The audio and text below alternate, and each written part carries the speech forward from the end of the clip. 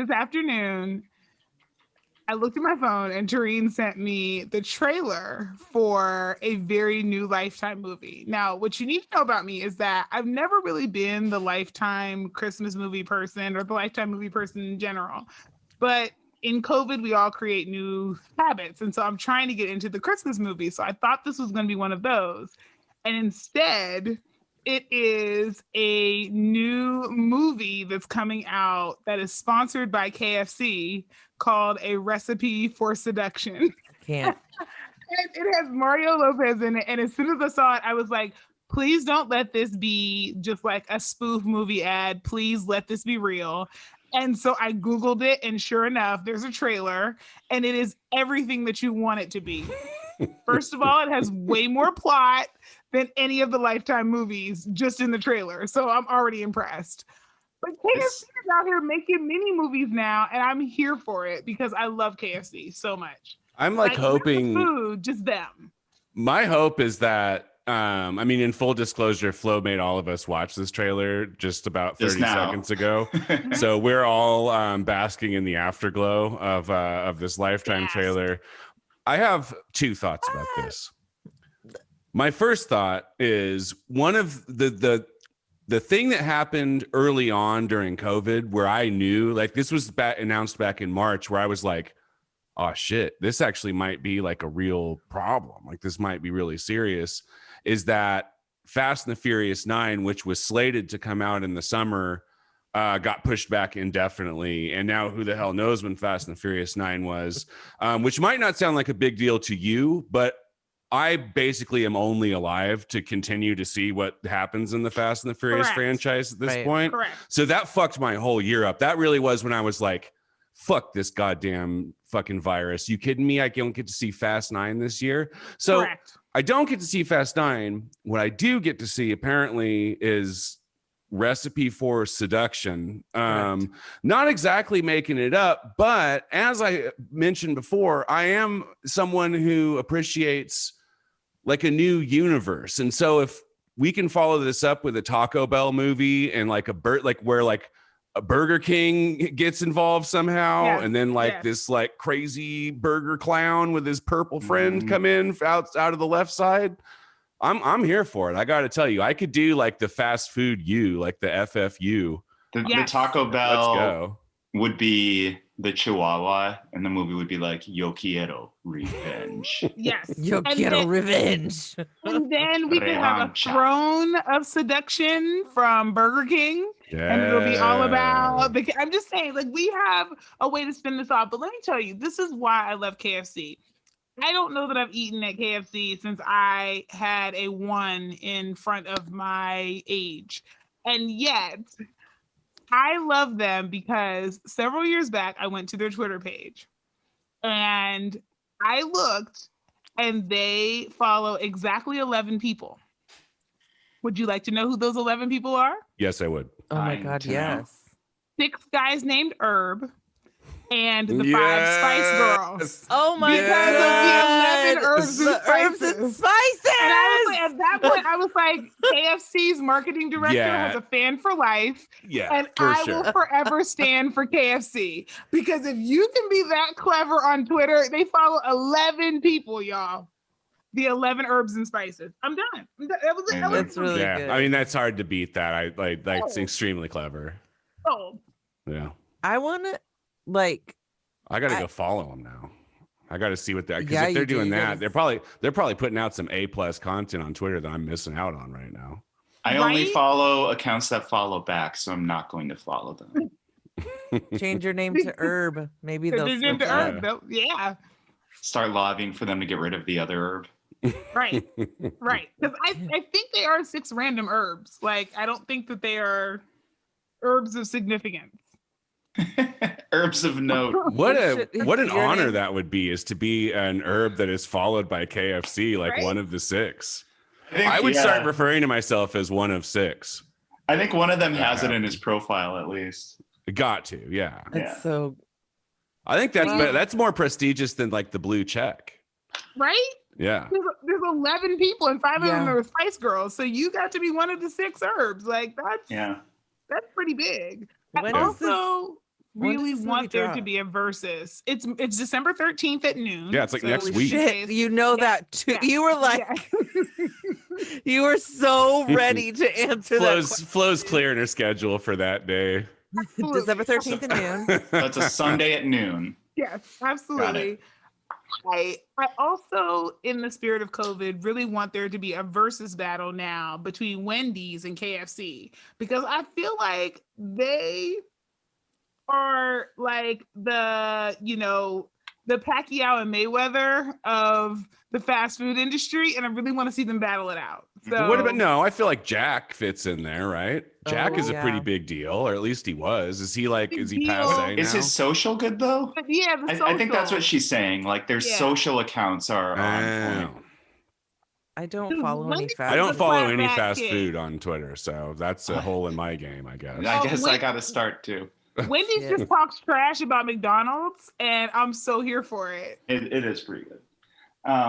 We're giving them all free marketing right now, and this is a socialist show, so can we please start this up?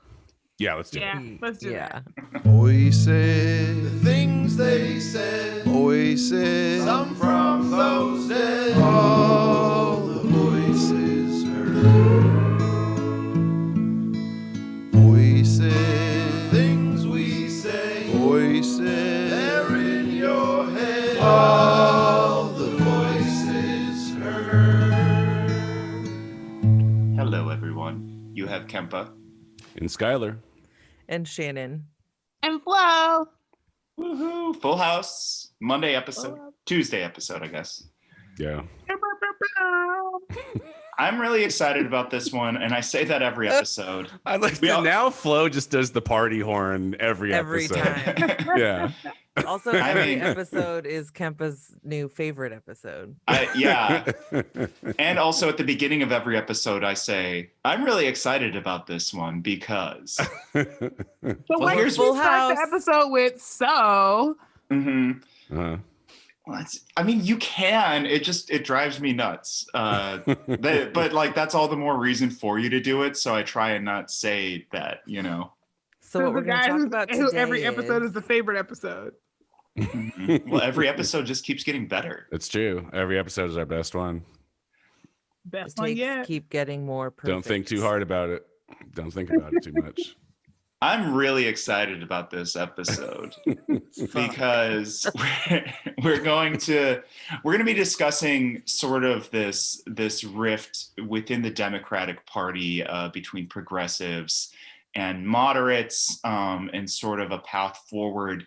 But first, I wanted to take a few minutes, so not a full segment, but a good few minutes to talk about the action over the weekend that happened.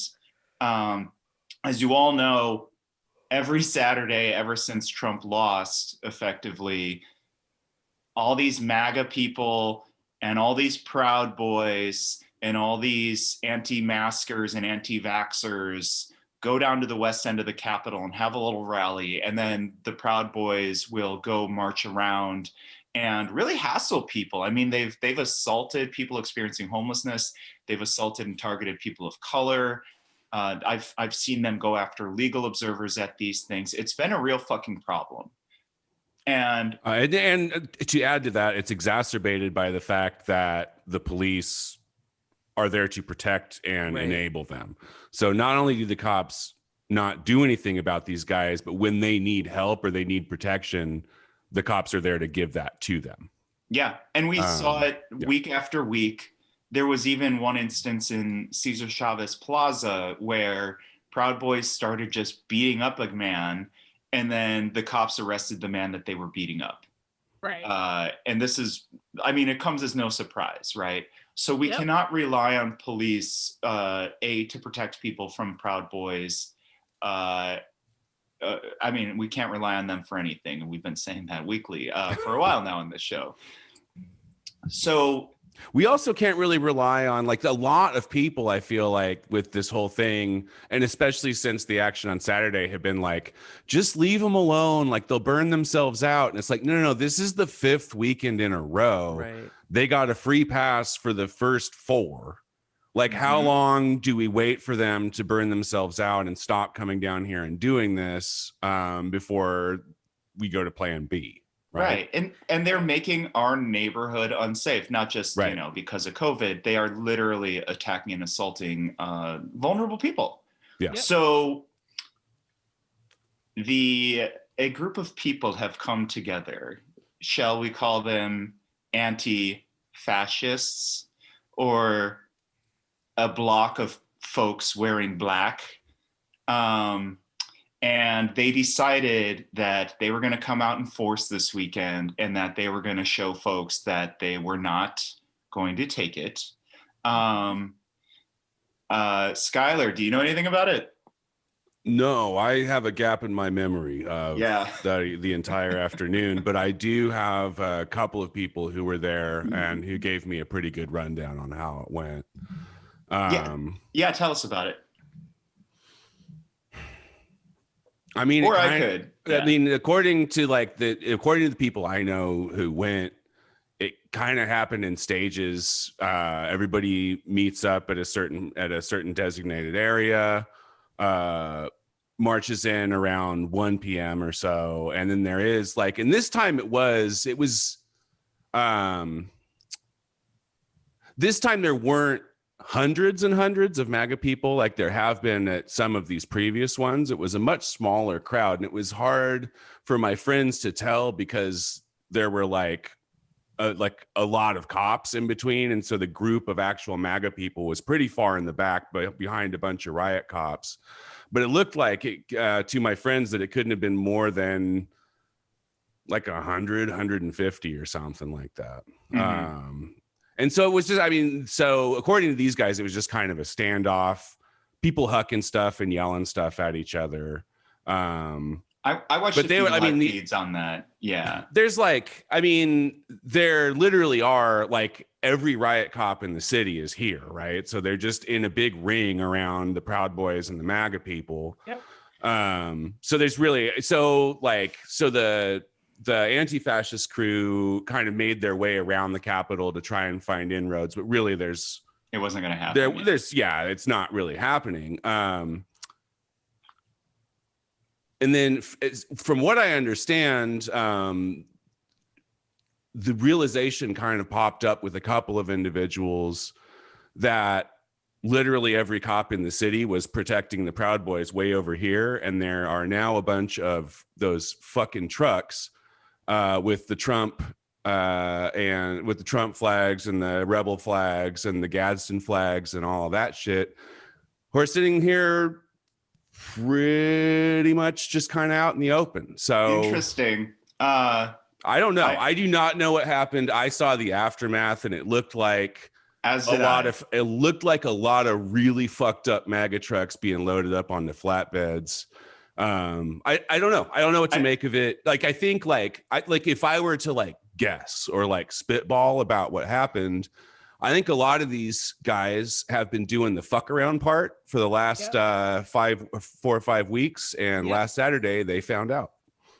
I think that's a fairly good assessment. I live just a couple blocks from the Capitol. I've been exhausted with this bullshit.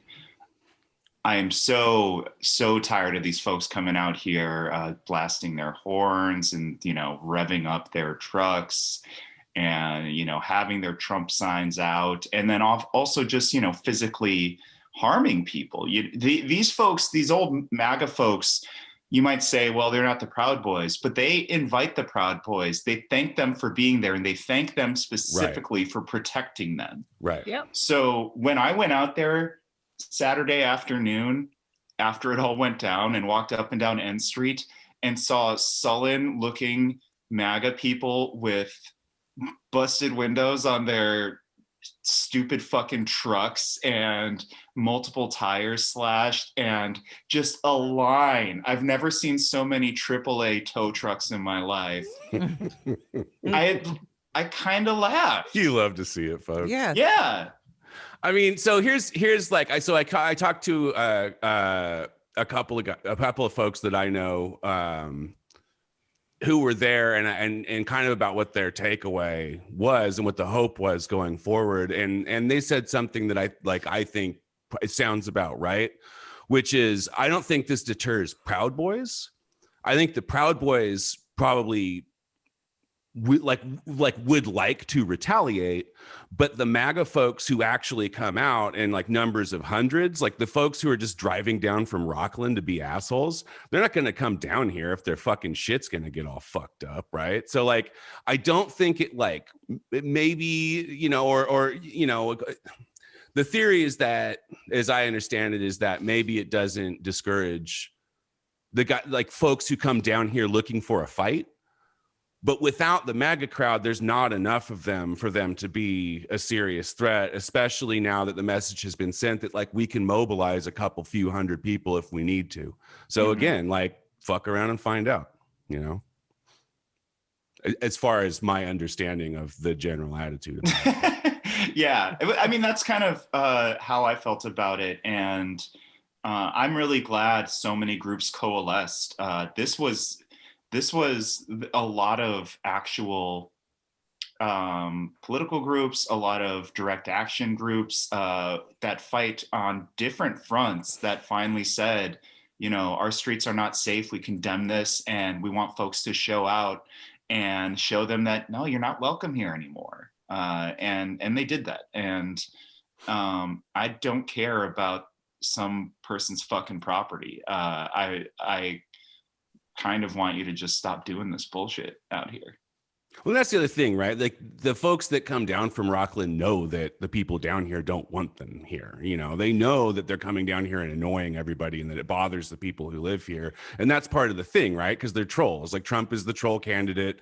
The MAGA thing is like the troll political ideology, right? So like, so I mean, they don't think that they're like doing anybody any favors. They know that they're annoying people.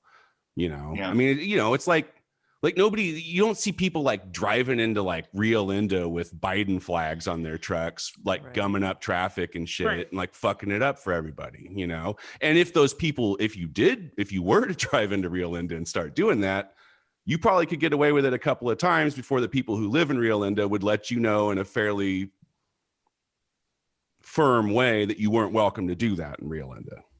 And let me even say, like, so a while ago, Sonia Lewis and some other folks organized a vigil for the parents who had lost children to gun violence and did it all over the Sacramento region. And it was like a car caravan. And while we were out in Rockland, mind you, this was just to come and like honor people who had been killed by gun violence. Nobody was out there with, you know, Biden flags, not that we would have been flying them, but nobody was out there, you know, with much of anything. And as soon as, you know, folks got out and we were putting flowers and candles and just allowing the families of folks, and we worked our way all the way downtown. As soon as we were out there in Rockland, a family of Trump supporters came around the corner with their flag to antagonize, right? It was like we can't even honor our dead without you showing up to antagonize. And this was a case where nobody was there trying to engage you. You came after, right, us.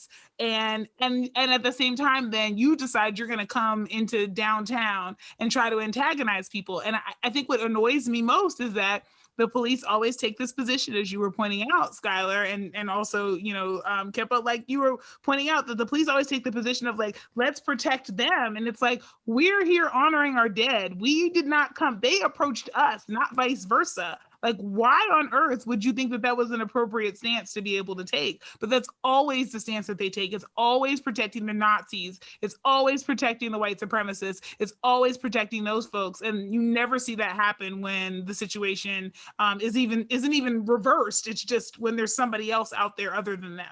Why do you think that is, Flo, if you had to take a wild guess? Working theory, Skylar. I think maybe, you know, I don't know. Maybe the police just like them. Maybe they think they're right. I don't know, Skylar. What? I don't know either. Like I said, I don't go out to these things, but it's my understanding that it would appear that the police feel that they have some common ground with the right-wing extremists of these things. Funny how that works. Right? Like, why do you have so much common ground with what? And then you want us to say, like, you're here doing an objective good. It's like, right. But you're not even protecting an objective good. And we don't see that throughout history. Like, history looks unfavorably on your role in these movements, as we've gone over a lot on this show. It's frustrating. Well, yeah, I guess just to, I mean, I totally agree with that. And just to wrap the subject up, I think Black Bloc came out very organized on Saturday. I've never seen them this organized. I think they did what they came to do. And I kind of walked away, kind of to what Skylar was saying earlier, thinking that I don't expect the right, these Trumpians, to continue to fuck around, because I think they will continue to find out. That would be my guess. It really did seem like this moment of, and as someone like watching it from social media, from all of the various perspectives, just like people had a fucking enough. Like, they're done with the bullshit, done with the violence and the like agitation and treating people like shit. And they turned out and made sure to show those fucking assholes that they're not fucking welcome here. And with every video or like snippet that I saw, there was like, for me, I was like almost like on the verge of tears many times, feeling like this is incredible that all of these folks showed up and give that many damns to like even put themselves at risk, because we know that the cops aren't going to protect them. No, the cops shot projectiles at point blank at them. I mean, we've seen week after week after week the cops protect the Proud Boys and turn their backs to anyone who is not a fucking Nazi. So I don't know. I guess maybe this is also me just saying, like, to the people who showed up, you rule. Thank you for even ripping those cars to shreds. Yeah, that comes from me too. Like, gratitude to the people who did that with their Saturday afternoon. That's that is scary, dangerous work, and you guys rock for doing it. So yeah, if that was you, hell yeah. And yeah, although none of them listen to the show, and we definitely don't know any of them. So oh yeah, no, I don't. They're probably that's just going out into the world. Who knows who was out there, right? Anyway, so that was almost a full segment, but I'm really glad we did that, because it was a big thing that happened this weekend, and it's been coming to a head for a long time. Let's transition to a discussion on party politics, and I think directly after a November election, especially where the Republican presidential candidate's been vanquished, and then we still have all these fights, particularly here in California, but they don't fall along the same partisan lines as they do in other places. I think this is one of the best times to have conversations on who is on whose side. And Flo, I think it was over the weekend, you did a post in regard to a comment that former President Obama said, sort of dismissing and kind of throwing under the bus the defund the police movement. Can you explain what the post was about? Yeah, so in the course of his comments, President Obama made this this comment about how essentially, defund is a bad slogan, and we're going to lose people with it, and so we need to move away from that. And I, this is My friend Kelly said in the comments, like, Obama sort of sees himself as America's dad, and we're tired of the paternalism, right? Because he does this sometimes where he comes out and kind of finger waves, often at people who are more progressive than he is. And I think I and a lot of other people who are frustrated by it see through the nonsense, because the whole way that the political spectrum is supposed to work is that if you agree with people who are pushing for things that are maybe more palatable than what is politically viable, then you let them be the wind at your back. And so you don't go out and chastise them or tell them they're wrong. You come in and you say, well, what if we do this, right? What if I know you're concerned about this? What if we do, right? And you're supposed to show up with like your middle of the road approach to get something done. And then you keep doing that until we hopefully reach the goal. And I would argue that there's a playbook for that he used when it came to marriage equality, right? I have no doubt in my mind that Obama always supported marriage equality. Could he say that in 2007 when he launched his campaign?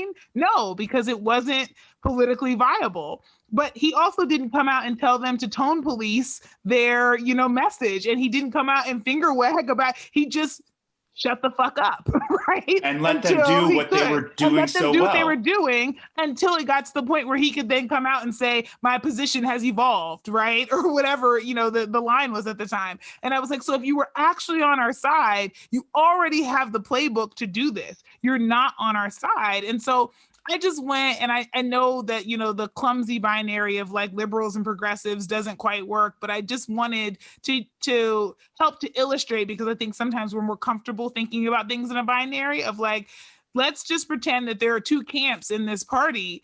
We are all in the party out of sort of necessity, but we don't all agree. And so part of the reason why there's so much confusion, it's like, it's a problem of your own making. Defund the police not only is it a political strategy, but it has like actual research behind it. There are books, and there's Aid to Abolition, and there are all of these other resources that scholarship that have decades of support behind them that this is based on. And it's an activist call. It's not a policy platform that you're supposed to take. And like, if you want to message something in another way, go ahead. But what they did was they were trying to capitalize on the spirit of the movement without being down. And so then they are the ones who then added this level of ambiguity to it by saying, well, no, that's not what they mean. And then there are people who are like, yes, it does. Yeah, that's what we fucking mean. Right. That's not what you mean. And so you came along, you Columbused an entire movement that existed before you that you didn't understand because you thought you were in India, but you were actually in Haiti. Real quick, will you like describe exactly what Columbusing a movement is?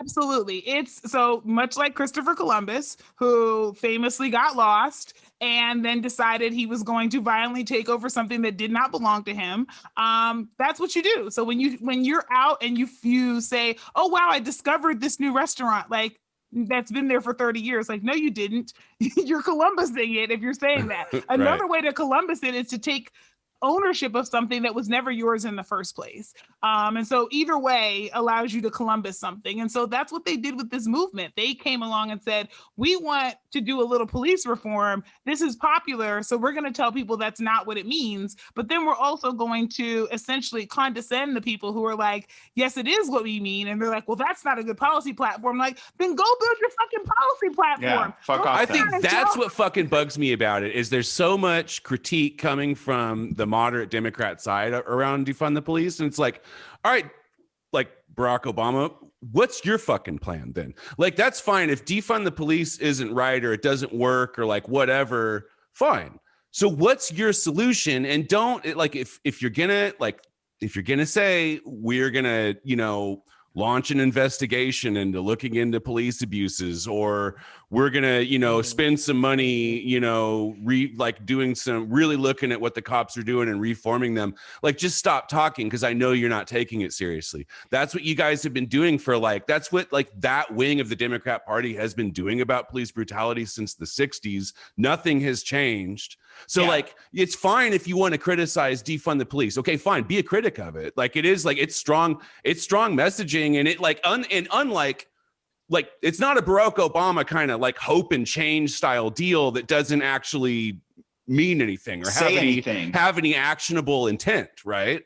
It actually has actionable intent, which is why it makes guys like that nervous. you know, but I don't know. I just like to all of the liberal critics of defund the police. It's like, all right, what's your plan? What's your real plan? And you have, if you're going to give me a plan, you have to absolutely convince me beyond a shadow of a doubt that you actually give a fuck about police brutality and really want to see it change. And I've never seen anything like that come out of the Democratic Party since I've been paying attention. I think they do have a plan, and it's part of like, they always bring it up. Well, not a plan, but they have like a perspective of what they think should be done. And they always bring it up in these conversations as sort of a trying to bring everybody into their tent as they're saying it. But it shows their ass every time they do it, because they're like, look, we all want to reform the police. And we're like, no, we don't want to reform the police. That is not what we want. Right. We want to defund them and put the resources towards actually helping people. Right. And I think that like eventually we have to start having a conversation about, and Flo, you started that conversation, I think, on this thread, that we have different ideals, we want different things, and we are not on the same team. We're not. And I think that becomes really obvious in times like this, because if we were on the same team and you were just hedging your bets and playing it safe, you would take the marriage equality, approach to this. Or you would say, look, maybe we're not going to get rid of the police tomorrow, but I think there's, 20% of their funding that could be repurposed. Like, I would get on board with that as a first step, right? Like, I recognize I don't live in the land of unicorns that fart rainbows. Like, I get it that, I'm not going to wake up tomorrow and, there's no longer going to be a sheriff's department, there's not going to be a police department. Like, I get how this works, but I also understand when you're taking a step in at least the direction I want to, or when you're talking about shooting people in the leg and how you're criticizing your opponent because under his administration, somehow police got less money and you think they should get more because you're going that way. You're on I-5 going north and I'm trying to make my way to Mexico. So we may not, I'm okay if you want to go to Fresno, if you want to go to Stockton, if you want to go to Bakersfield, we're on the right path. You can get off the path, but we're all headed in the same way. But if you're on I-5 going north from Sacramento, we're not headed in the same direction. And so stop trying to tell me I don't know what I'm talking about or we don't mean what we're saying. It's incredibly condescending. And to that point, it's not very often I get to cape for the Republicans, but I often hear liberals say things like, oh, well, Republicans, are voting against their own interests. And I'm like, they may be voting against their own self-interest in terms of longevity and things like that. I'll give you that. But they're voting their values. And that's the part that people don't recognize, and that they're condescending them and not appreciating that white supremacy is a value. Being able to say, at least I'm not like those other poor people who are brown, is a value. And they are absolutely voting their value, even if they're willing to sacrifice their very health for it. That's where you're missing out on things. And I think that missing out on values is happening here, where we're saying, no, I actually have the dare to dream bigger and to want something different than this current shitty system. And you're saying, no, I want the current system. Yeah. I just want it to be a little less shitty. This is the best we can do. That's what always kills me is the cynicism around no, they treat it, they treat leftists get a hard rap for being angry and pissed off all the time or whatever, but you got to give it to the left are the optimists here. It's always the left is no, we could be doing so much better, and the liberal response is always no, we can't. No, we can't. We can't do better. This is the best we can possibly hope for. So stop trying to make things better. It's annoying. It's turning people off. You guys trying to improve the situation in a real actionable way. Shannon, I cut you off. I'm sorry. What were you saying? I think it's a real there are so many things, and Flo's post really succinctly broke down some of the real key issues that we find with the Democrats. But one of the things that I think about in particular, because we're talking about this issue that hinges on the defund the police argument, is that you've got people who are condescending, as Flo said, who like our values within the party don't align, right?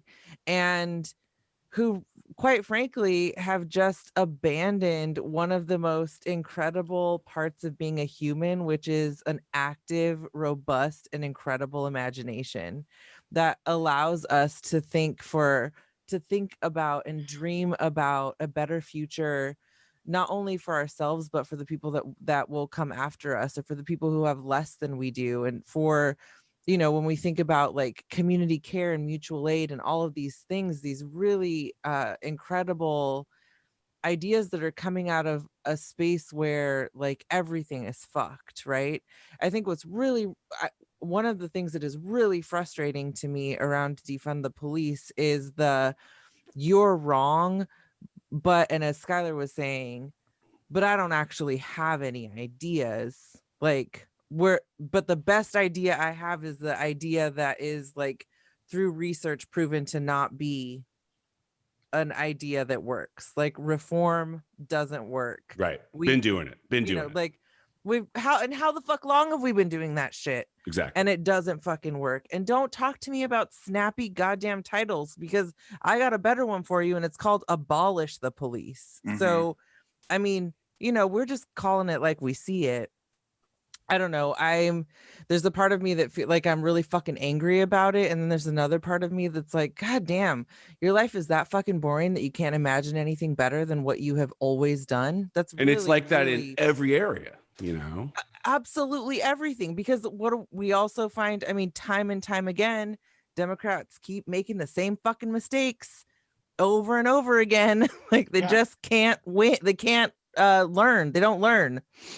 Yeah, they're totally sorry. Capitalism has stolen their sense of imagination, right? Like I think that's the tragedy in all of it, is that it's stolen people's ability to even be able to dream and think about being outside of the matrix. Right. I think that's why that movie was so popular. And we have a two-party system. They're both capitalist parties. The job of the Republican capitalists is we're going to kill you. And the job of the Democratic capitalists is you need to let them kill you, and here's why. Right. I saw something, another meme that felt really funny to me that like described this binary, and it said Democrats are the really nice aunt who promised they're going to take you to Disney World, but always like goes back on their promise. And then Republicans are the shitty uncle who says there's no money for Disneyland, and then you find out that they went by themselves. I saw that too, and it's perfect. It is. Mm-hmm. I think that cuts to the quick of like the basic difference, right? And I think there are people who are, obviously I think part due to COVID, a lot of people are having political awakenings one way or another, have been over the course of 2020 that previously or may not in a different circumstance have taken such a stronger second look at it. But I think like really what cuts to the quick because if I get asked like, oh, like what's the difference between like a liberal and a leftist, right? Like, because people conflate those two things, and I see why. Because you got guys like Steinberg refers to himself as a progressive. Right. Like every Democrat refers to himself as a progressive to the point where that term is functionally meaningless at this point. But the real in my estimation, what I see, and like the number one difference is Democrats are capitalists and leftists are not.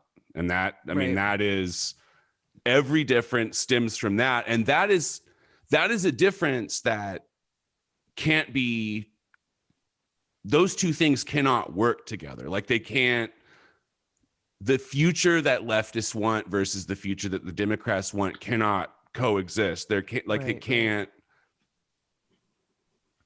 don't work together,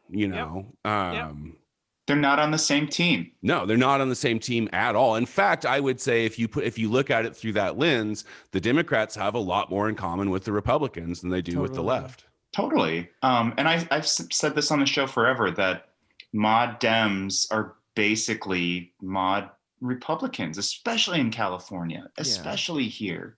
So, Flo, at the end of your post, you you did, I forget sort of how you phrased it, but you sort of hinted that progressives will not always be there. You can't count on them to always be there for you to fucking browbeat every single election cycle. Yep. And then that yielded a very interesting conversation. By the way, this was a post that got like 100 shares, well over 100 comments, I think. It was like it yielded a very interesting conversation on if it's time to leave the Democratic Party. So let's ask this. 1, do progressives need to leave the Democratic Party? 2, if so, when? And I'm just going to open this up to anybody. Yes. Yes, and yesterday. Yes, and now I think though that this is where I hedge, and this is where, like, you know, Kevin and I were kind of going back and forth. Is like, I think locally, I think in the state of California, like if we all can get together and say like, let's do it. Like, I don't even care if we get together and do it. Like let's just start the process, because I feel like there's very little to lose at the local level, because we do have the jungle primary and all of that kind of stuff. So I just really don't feel like there's much to lose. So I would say in a state like California, we're already, 83% of eligible adults are registered to vote. There's already like a major supermajority. There's not much to lose by doing this. So I say yes. I don't want to do the work to create a party, but if somebody has like the stones to do it and they want to create one that I can get on board with and that's going to get organized and all that stuff, let's do it. I think nationally, though, I want to be careful about what that means, because what I don't want to see happen is like a bunch of folks jump, but everybody doesn't jump. And then we end up with a Nader 2000, but with a Trump second term or with something else. Because the thing that I recognize also, and I have to hold space for, is that like, there are identities that I hold that are vulnerable, and I'm also one of the more privileged people who hold those identities. And so those elections have real consequences for people who had threats to the public charge, who were, whose identities were under attack, right? In these real ways, not to say mine aren't also, but who have even less privilege than me. And so I also want to hold space for the fact that like, we need to jump at a national time when we're not essentially ceding to a very right-wing held party that is going to do major damage to people. And so that's where I am. I'm like, locally, let's do it, and let's hopefully galvanize a movement so that we can all pull out at the exact same time, because it only works if we all do it at the same time at the national level. If we don't, we run the risk of ceding the party basically and ceding the ground to the Republicans and having to fight really just regressive battles for a long time. Yeah. I think that's kind of where I am. I agree with that. I think I would add to it, but I also would like to just come right out front with the fact that like I know that like a Trump presidency is a lot easier for me to weather than some other folks, and like I factor that into this conversation 100% of the time. I get it. Like I'm not blind to that. Right.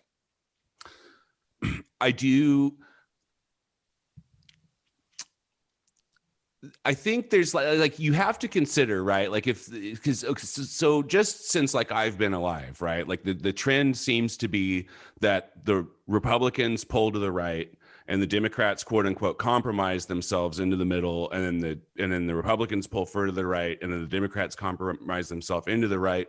And now we're at a point where we just have two conservative parties because the Democrats have been pulled so far to the right. There isn't any representation for people who aren't conservative, right? And so it's easy to look down the road, and especially because now the Republicans are nuts, right? Like it used to be like George Bush was like this big scandalous thing. How quaint that seems now. Now we have fucking Donald Trump is like running the show, you know? So like, and who the fuck knows what's coming down the pipe next, right? So like, if you accept, or like if you believe that the system as it currently stands is just making Republicans crazier and making the Democrats more like Republicans, then like at a certain point, you either just accept that we will get to a point where it will be like David Duke versus Donald Trump, and you'll have to pick one because the other one's worse, right? That's where this winds up if it keeps going in the direction that it's going. But the other argument is for accelerationism, which is to say for like the left to be like, we're going to form our own third party. And even if we don't win, we draw our line in the sand and we don't go. And if that means that we get Republicans, and that means we get the Republicans, but like the Democrats need to bring us in if they want our votes, right? So that is accelerationism, which again, like I said, it's like easier for like someone like myself to consider that idea because myself and my family are probably safer under a Republican presidency, even a crazy one, than others. And like honestly, if I like what I would be looking to do with anything like this, like a movement along these lines, is just to kind of look to the people who are vulnerable and be like, what do you need from me? Like, where do we go? You call the shots. Whatever you need, you got it from me. That said, unless we do want to get to the David Duke, Donald Trump election cycle, at some point we have to make a stand, right? Like at some point we have to say no, because the libs will drag us there if we let them, right? And so it really feels kind of like a damned if you do, damned if you don't situation as far as that goes to me. Totally agree, Skylar. And that's why I'm like, we all need to get together and say, like, are we really going to do this or not? Because if we all say, like, tomorrow I hate the you know, I want a different thing other than drink the Kool-Aid, but then like only 3 people do, it's not a mass movement, right? It's just 3 people did something zany, right? So it needs to be like we all collectively get together and say, we're leaving now. Like, but I think that also involves having built something that people can say, okay, we're all galvanizing around this and feeling like we're not getting something temporarily worse. And I know that sometimes you have to take a big risk in order to get a reward, but I also don't want that risk to be on the backs of people who are the most vulnerable in our society. Right. And that's really where the challenge is for me. Same. Shannon, what's your answer to the question? I mean, I think that we are at minimum 8 years late to bringing up a third party situation. Let's say it's in California, because we have the example of, I think Bernie gives us a really good example of people who are ready for something much further left and much further, something that activates like community care and equity and representation and all of these things nationally, right? We saw that with Bernie twice, and then you get into Sacramento locally, and we've got like the Katie Valenzuelas of council member elect for District 4, who is a Democratic socialist, and she ran a campaign that was like super dope and grassroots and really still a Democrat though as well. Still a Democrat, yes, but against Hansen, also a Democrat, also a Democrat. And so there we have the same like AOC and Obama example, right. I think locally. So I mean, I think I find these examples time and time again that we're ready for something better, something that the people work to create, to take care of each other, and to have their voices heard. And we're like, in 4 years, we're going to have another fucking election that like Trump could fucking run and win. Like, if we don't figure some shit out. And he will if the Democrats spend the next 4 years fucking around and talking about how defund the police is too spicy. If they do that, if nothing good, if they fucking run the show for like 4 more years, well, fuck it, 2 years. Let's see what happens in 2022. Let's see how the fucking midterms go for him. If Joe Biden spends his first 2 years adding funding to the police department and telling people like denouncing Medicare for all. Let's see how that fucking goes. Yeah. Let me add some context to all of your answers. Flo at the beginning was saying that she doesn't see it realistic on a national level. And it's not just a question of like, we do have a lot of organizing to do. There is a lot to do there. It's also just institutional, and there are also just laws in place that make it almost impossible for a third party to really rise on a national level. One of them being that, in the 1890s, our laws for creating a party in the US are considered akin to those in a soft authoritarian nation. Right. That's how hard it is to start a third party in our country. Experts in this throughout Europe, they look at the US and they are appalled. And they will go after a Belarus that has party registration laws, party creation laws that are like 1/10, 1/100th as bad as ours are. To put that in perspective, in California, in order to have a legitimate, third party, I think you need to get something to the tune of like 10% of the number of people who voted in the previous election. Governor's election. Right. So in the 2018 governor's election, that was like over 1.2 million. It was over 12 million people. So it would have to be over 1.2 million people behind this idea. This is how prohibitive it is to start a legitimate party here in our country. On top of that, the U.S. has first past the post elections that are started with party primaries. Yep. So basically, each of your parties have a primary, then you have an election with every party in it, and whoever has the most votes out of everybody, it doesn't matter if you only have 30 votes or 30% of the votes. If there's 7 other contenders who all have 29% and below, you are now the winner. And this is through a rule called de Verger's Law. It just creates a 2-party binary system. It's broken. We need to have something either like a jungle primary or a ranked choice voting that will open it up for 3rd and 4th and 5th parties to actually start to exist. California is an environment where it is ripe for the taking, I think. Yeah. We, first of all, got rid of first past the post elections in all of our elections in the state. The only one we have to do it on is the presidential election. That's it. So we have the jungle primary where anybody can join in the primary. There can be 5 Democrats, 3 Republicans, 4 Libertarians, 2 Green parties. It doesn't matter. And the top 2 people in that election end up in the second round, which means you can have Dem on Dem general elections, which we have all the time here in California. Right. Yeah. So that sort of opens a doorway for a 3rd, 4th party to start to rise. We do still have the problem of the prohibitive, California laws that just make it super hard to start a third party unless you have a whole lot of fucking money.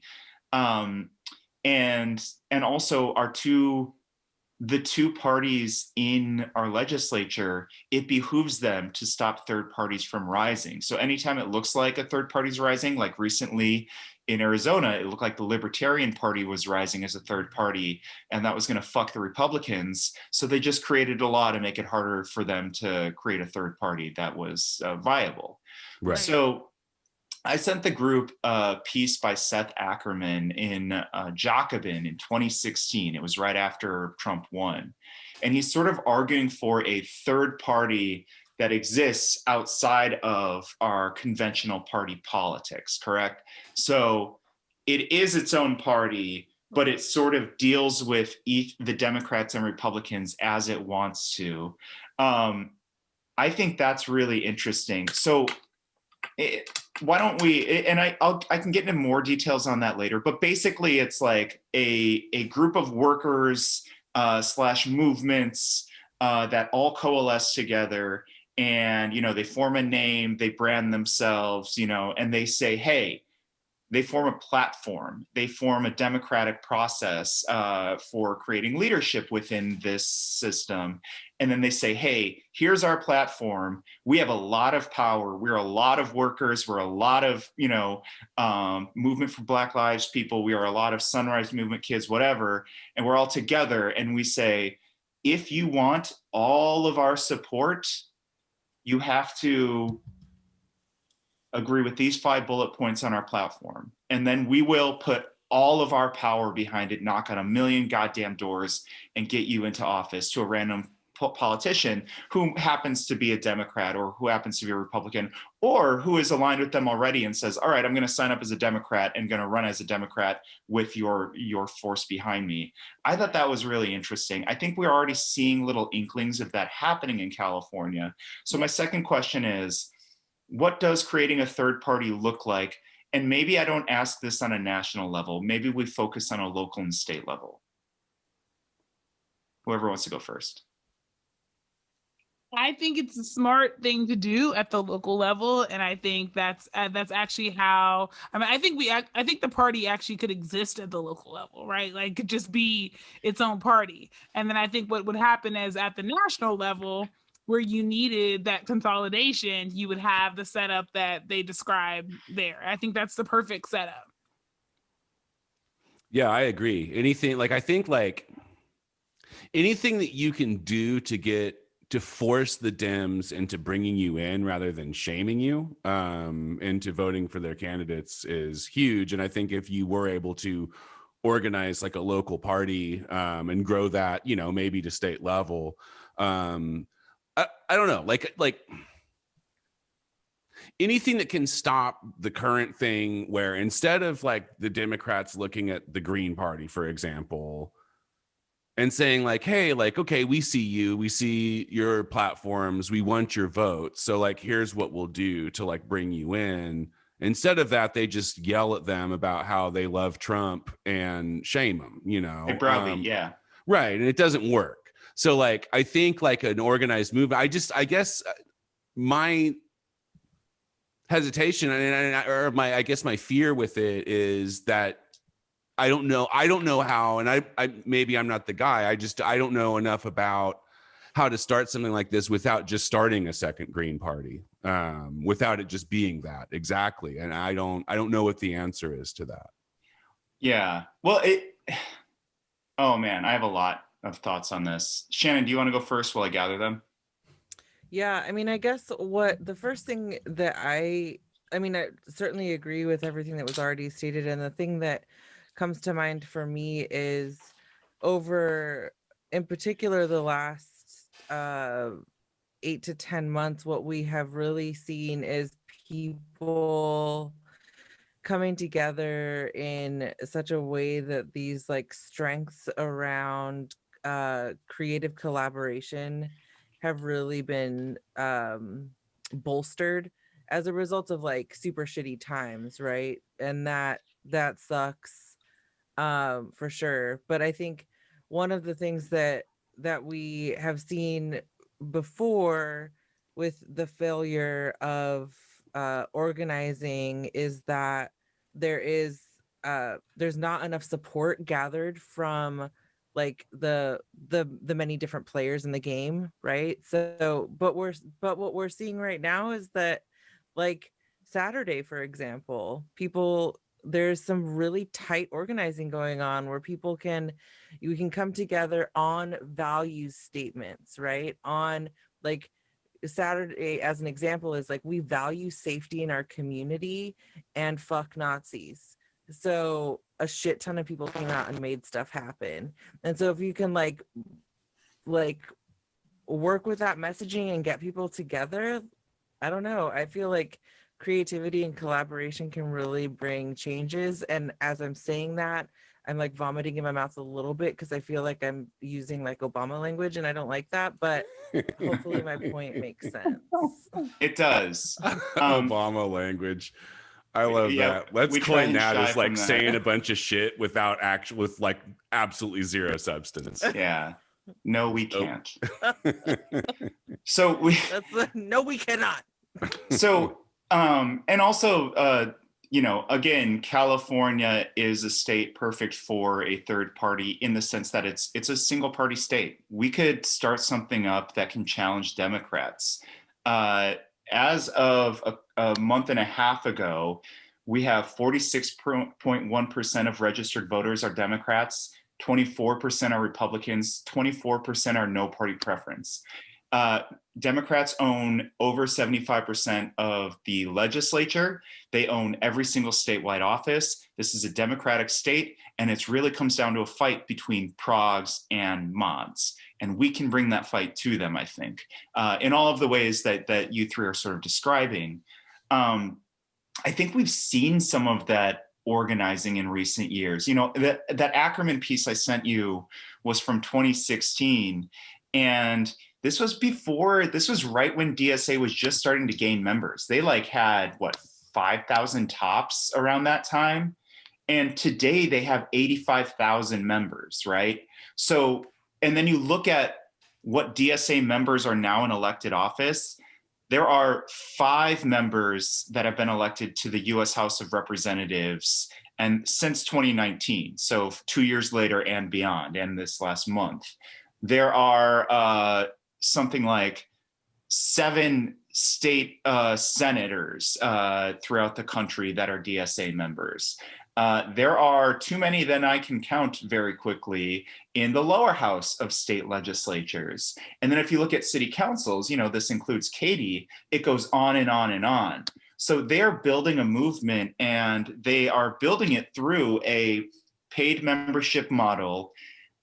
What I think they're also doing, because I think DSA knows they're still pretty weak, they're aligning themselves throughout the country with labor, because labor is fucking strong. At least in California, it's strong.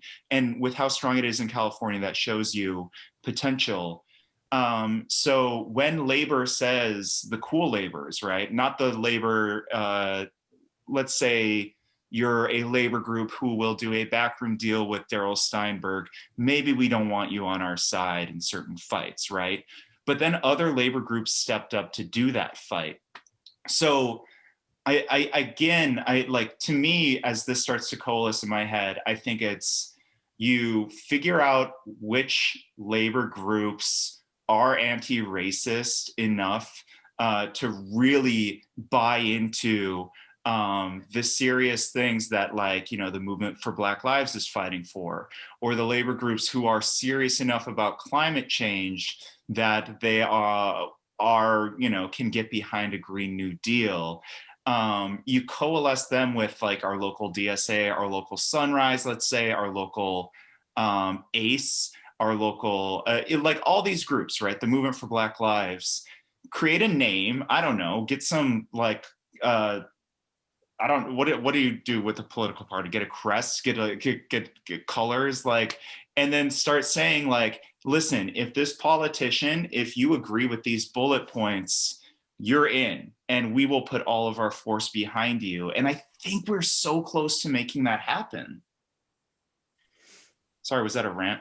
It was a rant. It was a good rant. I guess, and this is not a thing against DSA, but I want to circle back to something that Skylar said, because I will be the first to admit that, one of the things I actually am planning to do over the course of my multiple weeks vacation is do some leisure reading up on some of the other parties, because I have a vague sense of what they do. But I guess I've been wondering the question that on my reading list, apparently Teen Vogue has already covered.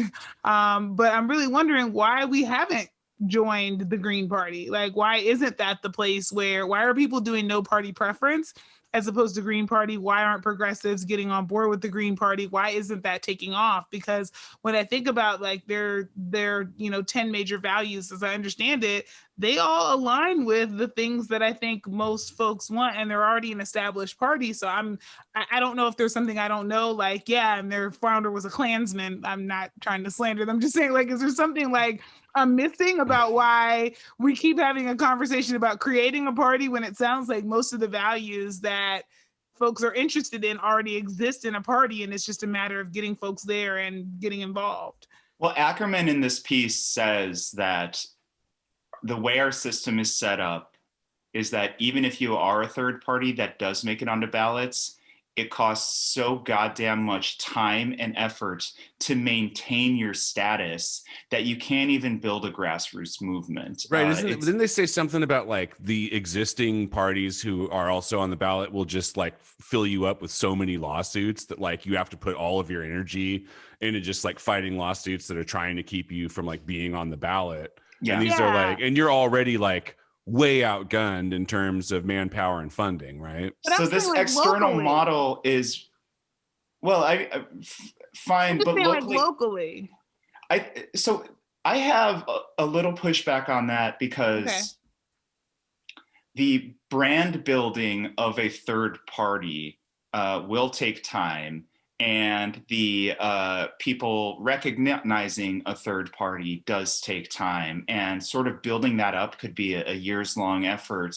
Whereas if your candidates just grab a D, grab an R, grab a D in a blue space, grab an R in a red space, but no matter what, it's like the Workers' People's Party. There's so many people that go out and vote that are just doing D down the line anyway. And then the ones who are paying attention can listen to you. And, you know, the whole concept of dialectical materialism is that once we start talking about it's basically the absurdities and the disgusting sort of ironies of capitalism will show themselves. They show themselves. And so, you know, you have that momentum behind you anyway. We have that during the COVID era. Did that make sense? It does. I guess I feel like I could talk myself in either direction, because what you're saying makes a lot of sense. But then the other side of me is like, well, but then doesn't that also serve to alienate the people who finally get fed up with the party and are just like, forget these Democrats, and you also don't get their votes necessarily, right? Because they're like, why do you continue to align yourself with a party that we don't necessarily agree with and that keeps pulling us in the wrong direction, and blah, blah, blah, blah. And so I'm like, it seems to me like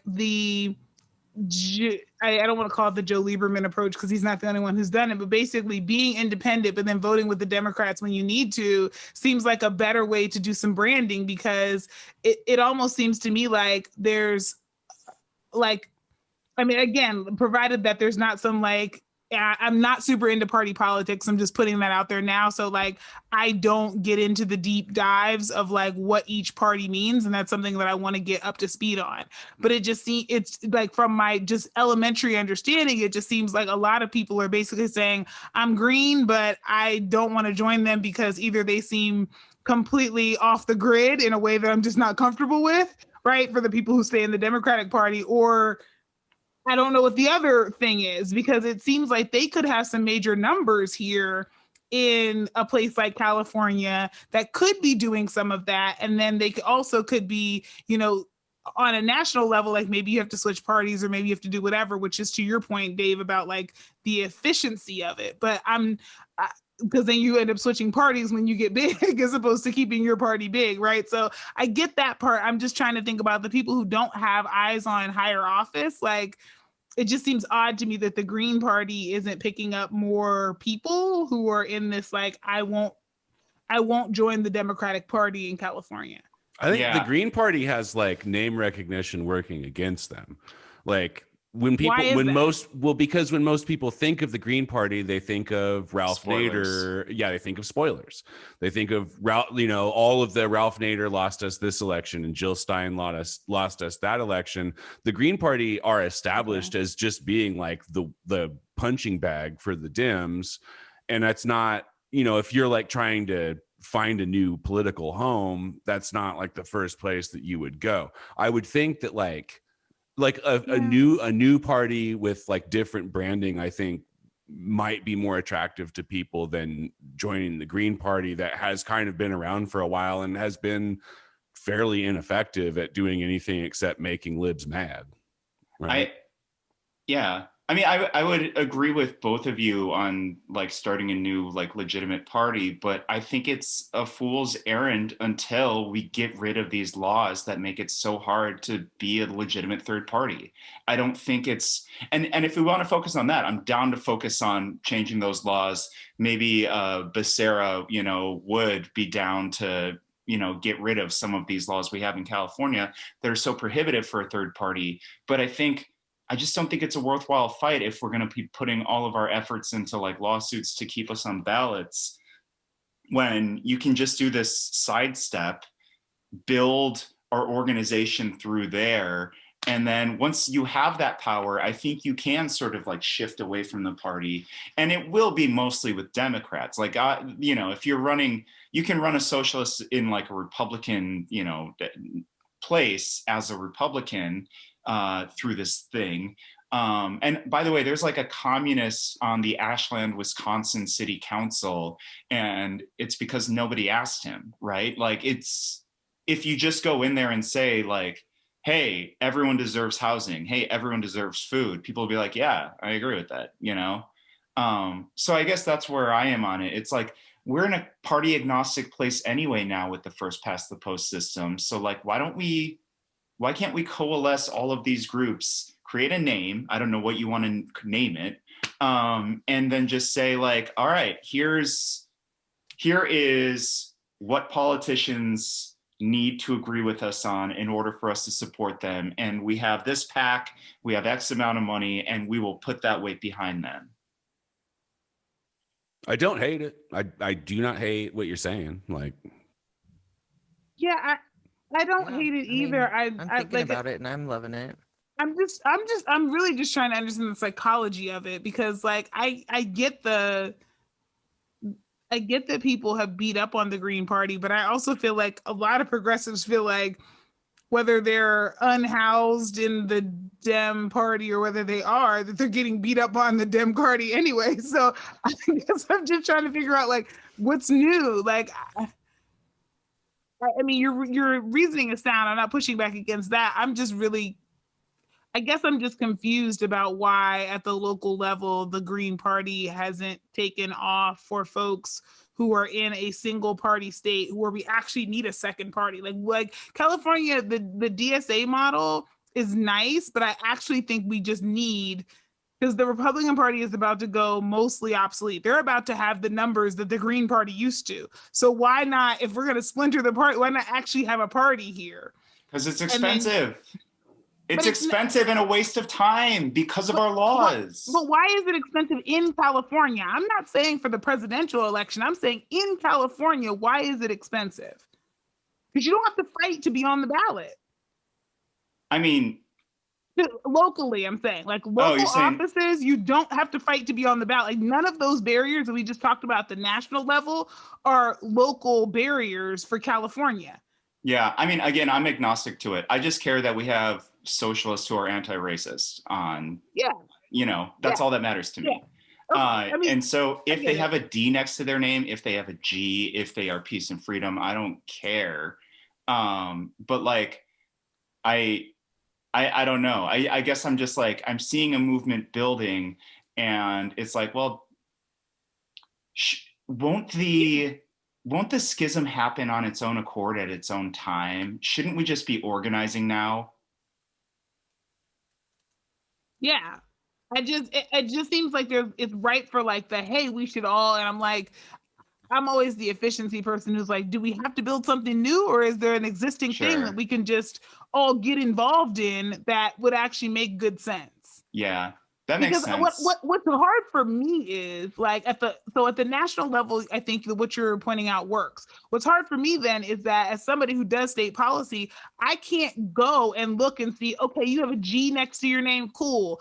I can spend my time going, I have to go to all these Democrat offices, especially when new people are in office, and figure out where on the political spectrum are you? Right. And I have to do that process every fucking time a bill comes up to figure out where the hell on the spectrum are you going to be on this? And there's an efficiency that's lost in that. Whereas if I knew that 18 of my assembly members were G's, I could swing by and be like, hey girl, you good? Cool. Let me head over here and talk to these D's over here. You were peace and freedom or whatever. Like, it would just make our lives locally a little bit easier. I do not disagree with that. It's the tent is so big in that party, it has blotted out the sun. And you have no idea whose morals lie where within there. I think though that I don't think that the two things that you guys are talking about are mutually exclusive. Sure. I think that what Dave is conceptualizing right now could lead to a system where there would be a system in place to where it would be easier for you to be able to cut through the bullshit based on an organization that goes through these, vets people and is like, all right, are they cool or not? Right. Yeah. Let's say, every single politician who is a Democrat, but has a, anti-racist Workers' Party pin on their lapel, right? That will simplify your work for you. Right.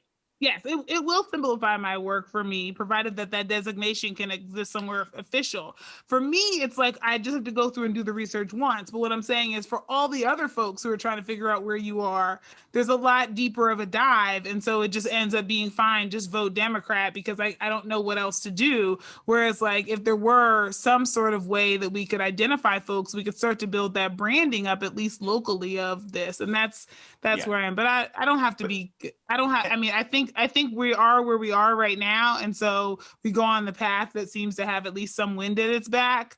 Mm-hmm. I just needed somebody to explain to me but why? Because this is really hard at the local level. Well, those are, we have a lot of dem on dem races today, right. But people are forming their resources for, all right, I see a dem on dem race. I don't know what to do. I'm not politically engaged, but I always look at the Sac Sister Circle voting guide. So let's say this group has a voting guide, these are our members who are running, for office. It's just a recognition. It's a trust and community building thing, I think. I think I'm taking us long. I'm sorry. Would Katie have thanked Steve Hansen if they had two different party affiliations and people who are more progressive could have readily identified who was who? Or would it maybe have hurt her? Right. And that there are some people who were just like, oh, I see Dem, I'm going to go with the woman, or I'm going to go with the woman who I think is, Indigenous or Latina, or I don't know. I just don't know what go through a lot of voters' minds when they're making their decisions and whether or not this would backfire. I'm just wondering if there are people who see Dem and are like, oh boy, here we go again. All right, let me pick the And if they had another viable option that they were seeing and hearing and liking, they would start to associate good things with that and would consistently value that brand over the existing one that a lot of people rightly are demoralized by. Yeah. I think especially in a state like California. Yeah. And we're at that inflection point too. I guess I just, one thing I forgot to say that I think, I guess it was to Skylar's point on the Green Party. I kind of think every party carries a little baggage. Even a non-party that's a political organization like DSA has a history now, and they have people arguing XYZ things against them. And that's kind of why I think that a full-on coalition of all of these groups with all of these sort of different opinions could it just might benefit from them creating their own name together and saying, this is us, this is our flag. Yeah.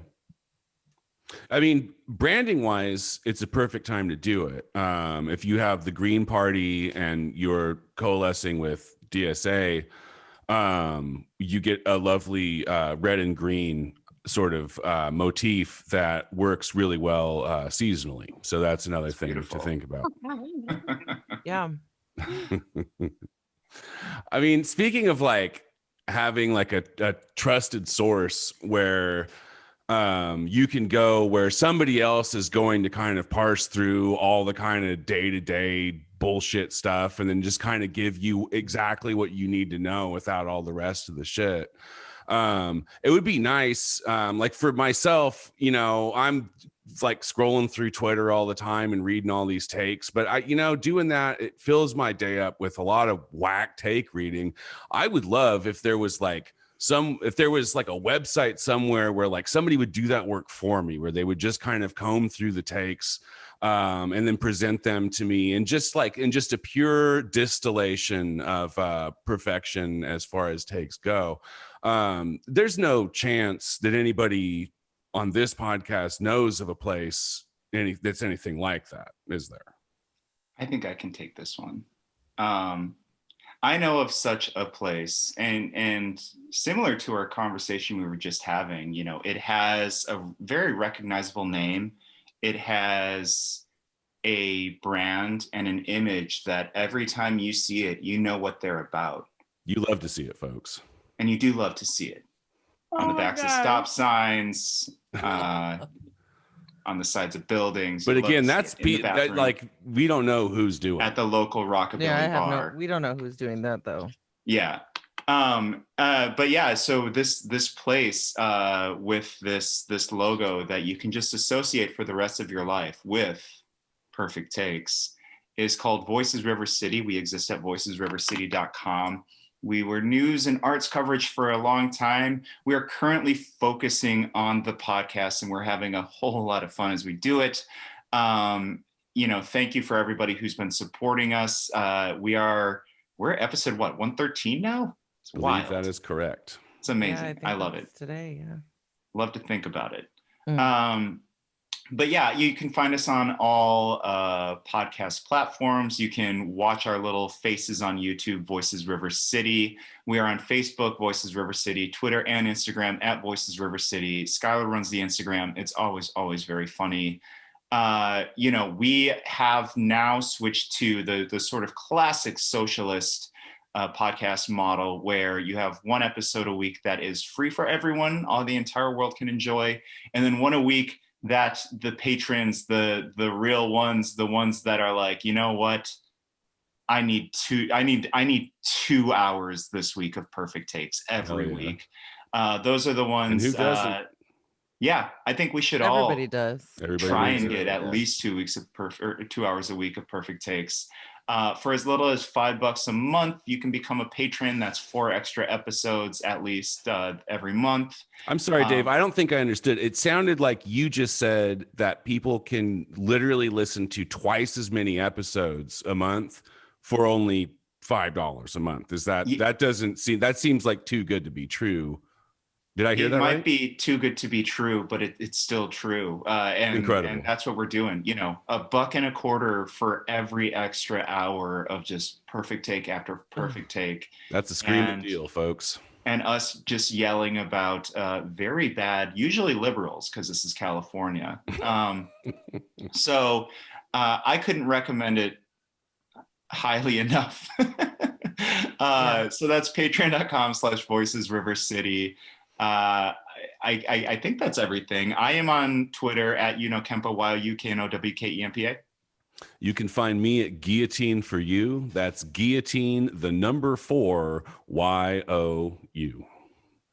And I am Shan N.D. Stevens. And I am Flojaune, FLOJAUNE. All right, guys. Well, thanks for listening. We will see you in a few days. In the meantime, we want you to stay safe. Stay sane. Stay healthy. And really stay the fuck away from everyone because it's real bad out there right now. So bad right stay now. At so home. Bad. Real bad. Bye. Bye-bye.